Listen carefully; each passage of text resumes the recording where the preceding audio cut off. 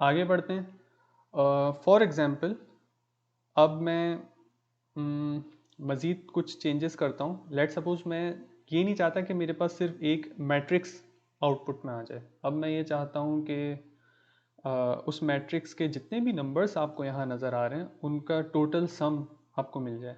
ठीक है, यानी कि जितने भी नंबर्स हैं वो सारे ऐड होके आपके पास आ जाएं।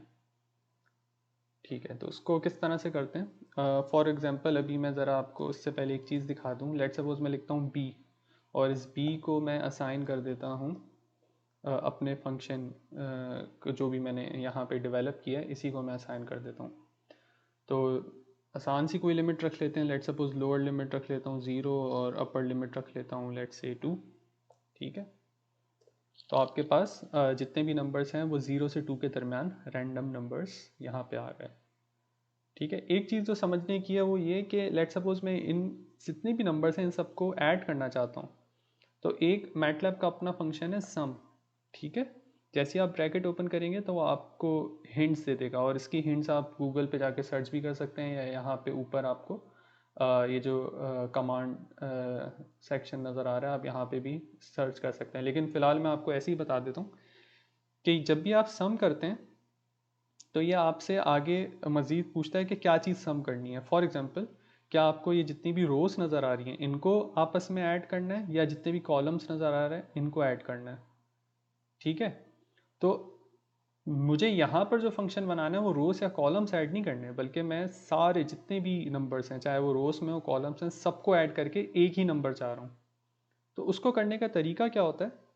पहले इससे कि सम यूज़ करें, उन सारे नंबर्स को पहले एक बना देते हैं, यानी कि रोस और कॉलम्स ख़त्म करके बस एक चीज़ बना देते हैं, या तो रो या कॉलम, लेकिन एट द एंड आपको कॉलम बनकर नजर आएगा। वो किस तरह से कि ये जो आपके पास मैट्रिक्स बी है, इस बी को मैं आगे ब्रैकेट ओपन करूं और कॉलन लगा दूं। अगर आपको याद होगा कि इस कॉलन, सिर्फ कॉलन का मतलब क्या होता था? इसका मतलब होता है वन टू एंड, यानी कि ऑल, जितने भी हैं। तो ना देखें मैंने यहाँ पे कोई रो डिफाइन की ना कॉलम डिफाइन किया। जैसे पहला जो नंबर है तब होता है वो यूजली रो होता है, फिर दूसरा कॉलम होता है, लेकिन यहाँ मैंने कुछ भी नहीं किया। ठीक है, ऐसा मुझे पता है बी एक मैट्रिक्स है, 3/4 उसका साइज़ है, और उसके आगे मैंने सिर्फ ब्रैकेट ओपन किया, कॉलन लगाया और ब्रैकेट बंद कर दिया। तो इसका मतलब हो गया ऑल, यानी कि सारे नंबर्स को मैंने सेलेक्ट कर लिया। और अगर आप इसको एंटर करते हैं तो अब आप देखें ये जितने भी आपको नंबर्स नज़र आ रहे हैं ये सारे एक कॉलम की तौर पे नज़र आ गए। और ये कॉलम्स किस तरह से अलाइन हुए हैं, स्टैक हुए हैं एक दूसरे के ऊपर? पहले सबसे पहले ये पहला कॉलम आ जाएगा। ठीक है, 1.4 1.5 और 0.5 ये आपको यहाँ दिख रहे हैं। उसके बाद ये दूसरा कॉलम आएगा 1.3 1.3 और 0.3। ठीक है, इसके बाद फिर उसका तीसरा और चौथा। ठीक है, तो एक के ऊपर एक स्टैक हो गए। और अगर आप इस कमांड को, यानी कि जो ऑल नंबर्स इन बी, इसको ऐड करते हैं, यानी कि इसके ऊपर अगर सम की कमांड लगाते हैं, यानी कि मैं दोबारा लिख रहा हूँ बी कॉलन और फिर ब्रैकेट क्लोज। ठीक है, यानी कि मैं सम किसका कर रहा हूँ?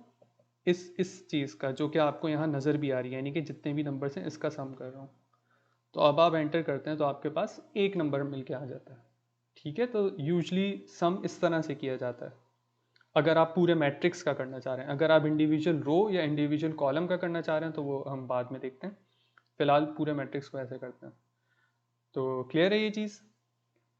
ठीक है, तो अब आप क्या करना चाह रहे थे कि जो भी आपको यहाँ पे मैट्रिक्स मिलता है आपके फंक्शन जो आपको बना के देता है मैट्रिक्स, यानी कि इस केस में मैट्रिक्स ए, आपको इस पूरे फंक्शन का सम भी चाहिए आउटपुट में, यानी कि ये मैट्रिक्स भी चाहिए जैसे कि आपने यहाँ पे देखा ऊपर, ये आपको नज़र आ रहे हैं जितने भी आउटपुट्स हैं ये भी चाहिए, और इसका सम भी चाहिए। तो इसके सम के लिए मैं लेट सपोज एक और वेरिएबल डिफाइन कर देता हूँ, लेट से सम। ठीक है, और सम किस तरह से लेते हैं अभी हमने यहाँ पर समझा। ठीक है, इस तरह से। तो इस चीज़ को हम यहाँ पर भी लिखते हैं। हम कैसे लिखेंगे? सम ब्रैकेट ओपन। ठीक है, और मैट्रिक्स जो यहाँ पे जनरेट हुआ है मैट्रिक्स ए, इसका सम। ठीक है, तो उसको कैसे लिखेंगे? सिर्फ ए लिख के ब्रैकेट क्लोज नहीं करेंगे, बल्कि ए फिर ब्रैकेट ओपन और ए के सारे जितने भी एलिमेंट्स हैं वो, और फिर फाइनली क्लोज।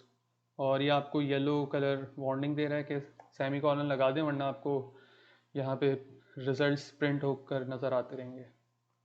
ठीक है, अब आप यहाँ देखें एक वार्निंग नज़र आ रही है इसके नीचे, और वो वार्निंग क्या है, the value assigned to variable sum might be unused. ठीक है, तो इसका मतलब ये हुआ कि ये फालतू की एक वैल्यू यहाँ जनरेट होगी जिसका कोई इस्तेमाल नहीं है। तो इसको आउटपुट पे हम कैसे लेके जाएंगे? जिस तरह से हमने ए को लिखा है इसी तरह यहाँ पे आउटपुट पे सम को भी लिखते हैं। ठीक है, SUM। लेकिन थोड़ा सी इसके सिंटैक्स का ख्याल रखना है। सबसे पहली चीज़, दोनों के दरमियान कॉमा लगाना है, और जो आपको आउटपुट मिल रहा है ये इसके ऊपर स्क्वायर ब्रैकेट्स लगा देने।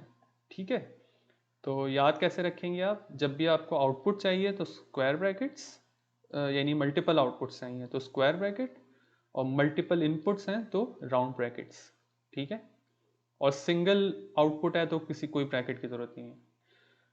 तो अब ये फंक्शन जो आपके सामने बनकर आया है, इसका मतलब ये हुआ कि दो इनपुट्स हैं लो और हाई, और दो आउटपुट्स हैं ए, यानी ए क्या है, मैट्रिक्स है, और उस मैट्रिक्स का सम जो कमांड हमने यहाँ पर दे दिया।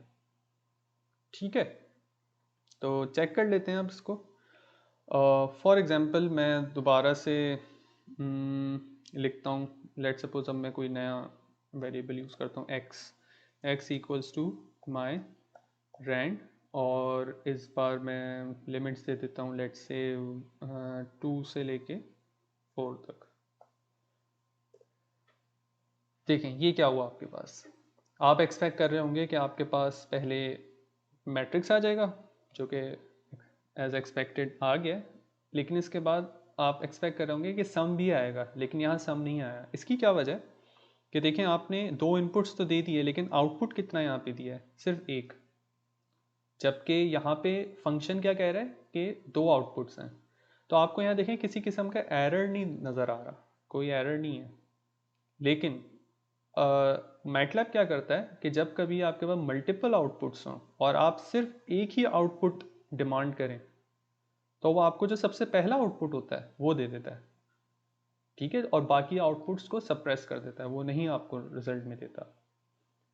लेकिन अगर आपको मल्टीपल आउटपुट्स चाहिए तो बिल्कुल इसी तरह जिस तरह यहाँ पे आपने लिखा है, बिल्कुल इसी तरह यहाँ पर भी आपको सेम कमांड लिखनी होगी। कैसे कि लेट सपोज मैं एक मैट्रिक्स चाहता हूँ x, जो कि ऑफ कोर्स 3/4 मैट्रिक्स होगा और रैंडम नंबर्स का। ठीक है, और एक आउटपुट चाहता हूँ s, सॉरी हाँ, एक आउटपुट चाहता हूँ s, और ये मैट्रिक्स नहीं है ये, बल्कि उनका सम है। ठीक है, बिल्कुल इसी तरह जैसे मैंने यहाँ लिखा है वैसे ही मैंने यहाँ लिख दिया, इक्वल्स टू माई रैंड, और दोबारा से मैं यही रेंज दे देता हूँ, 2/2 मिनिमम नंबर और 4 मैक्सिमम लिमिट। ठीक है, अब अगर मैं इसका आउटपुट देखता हूँ तो अब आप देखें इस कमांड के बाद दो चीज़ आपको नज़र आई। एक तो x की वैल्यू जो कि मैट्रिक्स है 3/4 रैंडम नंबर्स का मैट्रिक्स है, और एक s की वैल्यू भी आपको दिख रही है जो कि इन्हीं नंबर्स का जो आपको यहाँ नज़र आ रहे हैं उन्हीं का सम है। ठीक है, तो इस तरह से आप मल्टीपल इनपुट्स, मल्टीपल आउटपुट्स, या सिंगल इनपुट सिंगल आउटपुट, ये आप देख सकते हैं। अब इस चीज़ को कैसे ये फंक्शन काम कैसे करता है, डिफ़ाइन कैसे होते हैं, ये अब आप समझ गए, और इसके मज़ीद पॉसिबिलिटीज़ क्या होती हैं इसको हम नेक्स्ट वीडियो में देखते हैं।